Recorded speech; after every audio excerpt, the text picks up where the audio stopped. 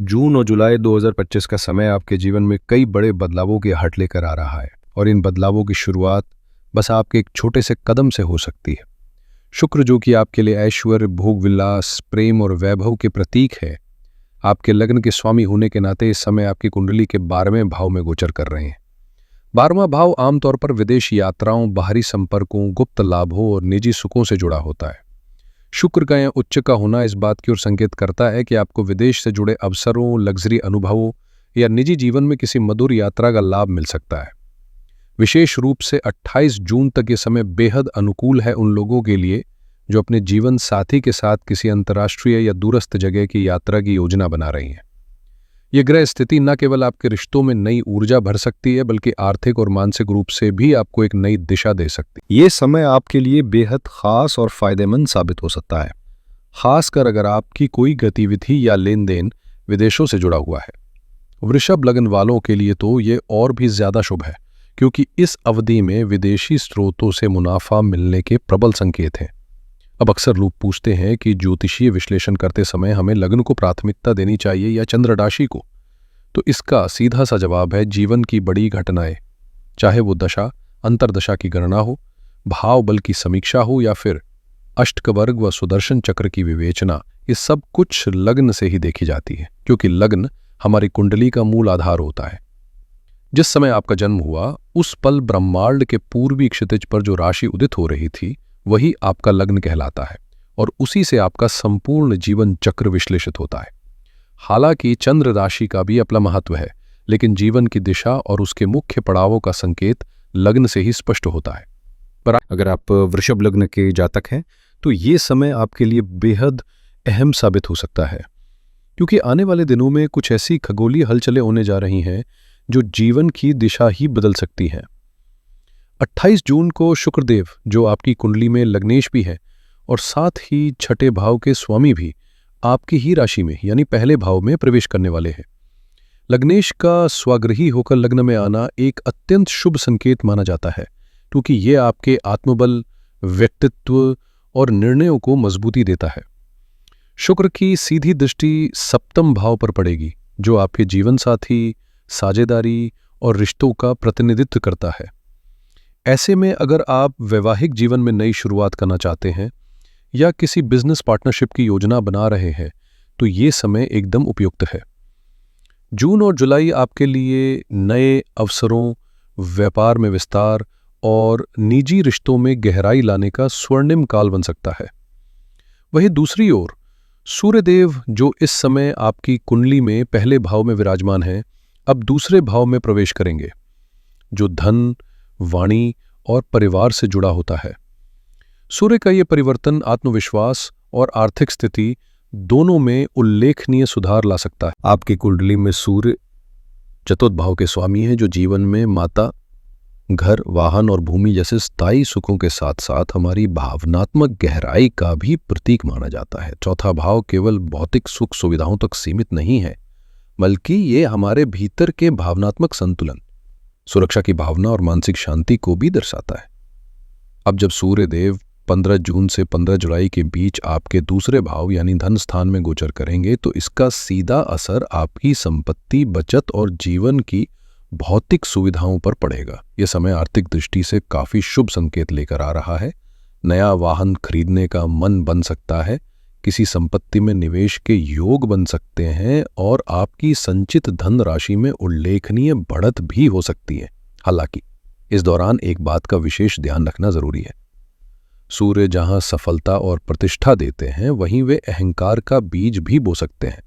ऐसे में इस अवधि में अपने व्यवहार को संतुलित और विनम्र बनाए रखना ही समझदारी होगी, ताकि सफलता के साथ सम्मान भी बना रहे। 15 जून 2025 से 15 जुलाई 2025 के बीच का समय आपके लिए एक खास तरह की चेतावनी लेकर आ रहा है। इस दौरान आपकी वाणी में थोड़ा सा अहंकार उभर सकता है, जो खासतौर पर पारिवारिक रिश्तों में तनाव की वजह बन सकता है, क्योंकि सूर्यदेव इस अवधि में आपके कुंडली के दूसरे भाव में गोचर करेंगे, जो परिवार, बोलचाल और संचित धन से जुड़ा हुआ है। सूर्य जहां आत्मबल और प्रभाव का प्रतीक है, वहीं इनका तेज कभी कभी अहंकार की झलक भी दे देता है और परिवार में अहंकार का प्रदर्शन अक्सर रिश्तों को चोट पहुंचाता है।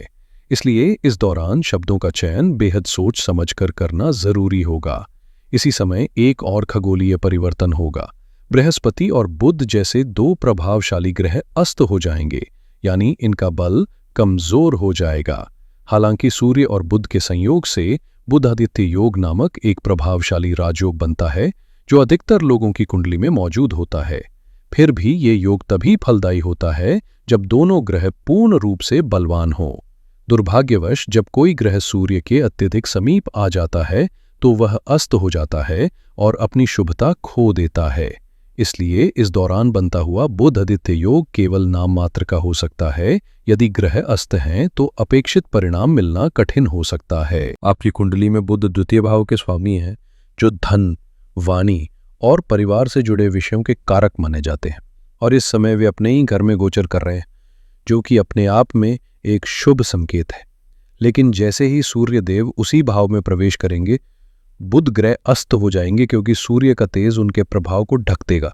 अब यहां दिलचस्प बात यह है कि दोनों ग्रह बुध और सूर्य एक ही भाव में एक ही स्थान पर उपस्थित है, जहां बुध अपने घर के स्वामी हैं और सूर्य उनके मित्र भी हैं। ऐसे में ये योग धन और वाणी के क्षेत्र में विशेष लाभ देने की क्षमता रखता है, लेकिन केवल तब जब ग्रह प्रबल स्थिति में हो। अक्सर लोग बुधादित्य योग को देखकर सोचते हैं कि उन्हें राजयोग के फल स्वतः मिलेंगे, पर सच्चाई यह है कि यदि ग्रह अस्त हो गए तो उनका सकारात्मक प्रभाव सीमित हो जाता है। ऐसे में एक छोटा सा लेकिन प्रभावशाली उपाय आपकी कुंडली में छिपे इस योग को जागृत कर सकता है। जब आप सूर्य को जल चढ़ाएं, जो कि एक सामान्य पूजा पद्धति है, उस जल में चावल के दाने जितना छोटा कपूर का टुकड़ा मिला दें। ये उपाय आध्यात्मिक दृष्टि से बुध की ऊर्जा को एक्टिव करता है, और चूंकि इस समय गुरु बृहस्पति भी अस्त हो रहे हैं, उसी जल में एक चुटकी हल्दी मिलाना भी लाभकारी रहेगा। ये सरल उपाय आपको न केवल बुधादित्य योग का वास्तविक लाभ दिला सकता है, बल्कि गुरु की कृपा को भी सक्रिय कर सकता है, जिससे ये महीना आपके लिए धन, विचार और निर्णय के स्तर पर नई उन्नति लेकर आ सकता है। आने वाले समय में आपके जीवन में एक नई सकारात्मक ऊर्जा का संचार महसूस होगा, खासकर वृषभ राशि वालों के लिए।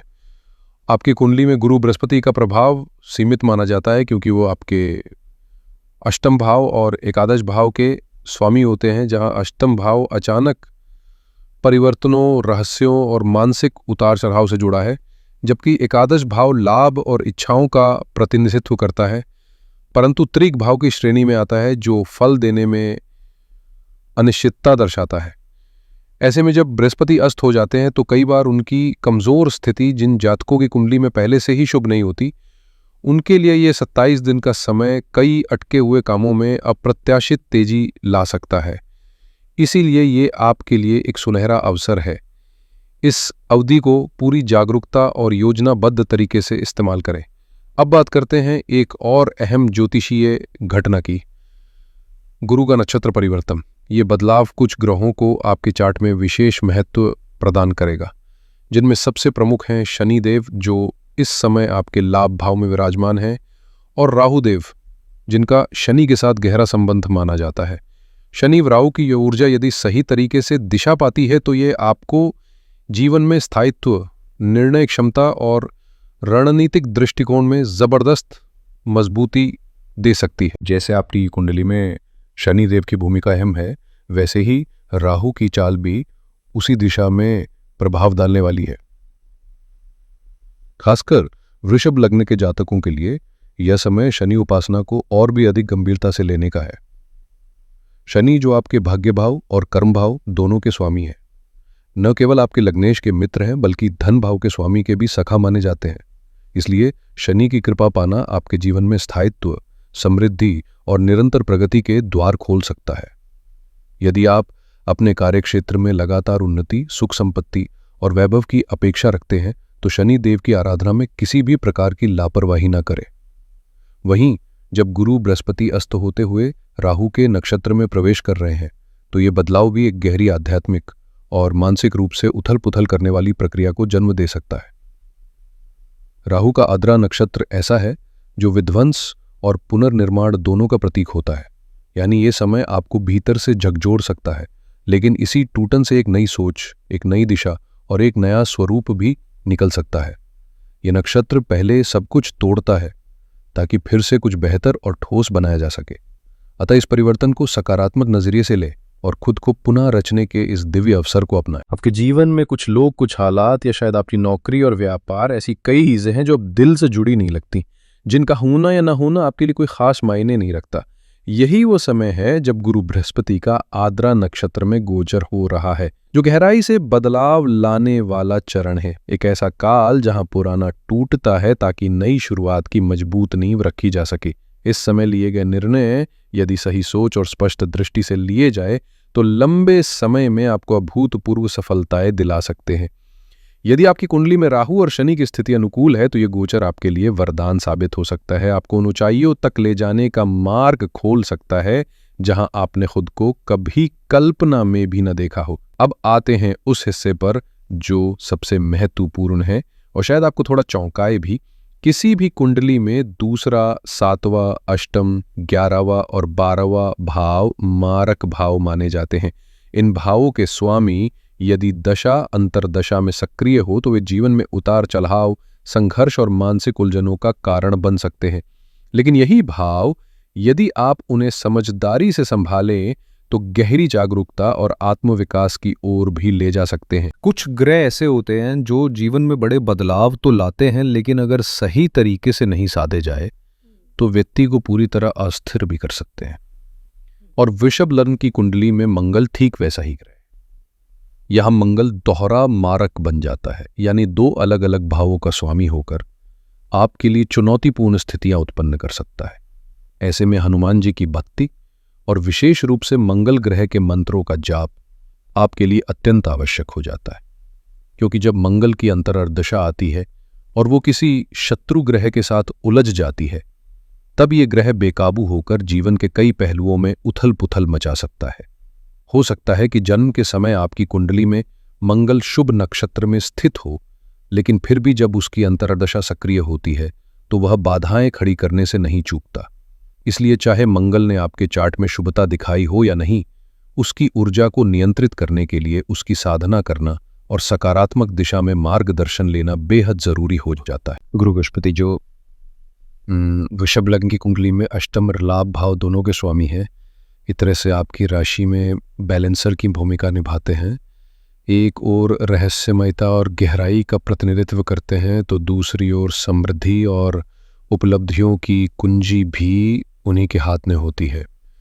वहीं मंगल ग्रह वृषभ लग्न के लिए दोहरी मारक भूमिका निभाता है, जिससे उसका प्रभाव और भी तीव्र हो जाता है। ऐसे में जीवन में स्थायित्व और सुरक्षा पाने के लिए आपको दो चीज़ों को अपनी दिनचर्या का हिस्सा बना लेना चाहिए। पहला, मंगल का मंत्र ओम क्रांग क्रीं क्रौम सह भौमाय नमः का नियमित जाप, और दूसरा शनिदेव की नित्य आराधना। ये दो उपाय आपकी राह में आने वाली कठिनाइयों को काफ़ी हद तक सरल बना सकते हैं और भविष्य में सफलता के द्वार खोल सकते हैं। अगर आपको ये जानकारी उपयोगी लगी हो तो कमेंट्स में जय श्री राम लिखना ना भूलें। आपके शब्द हमारे लिए ऊर्जा का काम करते हैं और हमें ऐसे ही सारगर्भित विश्लेषण आपके लिए लाने की प्रेरणा देते हैं।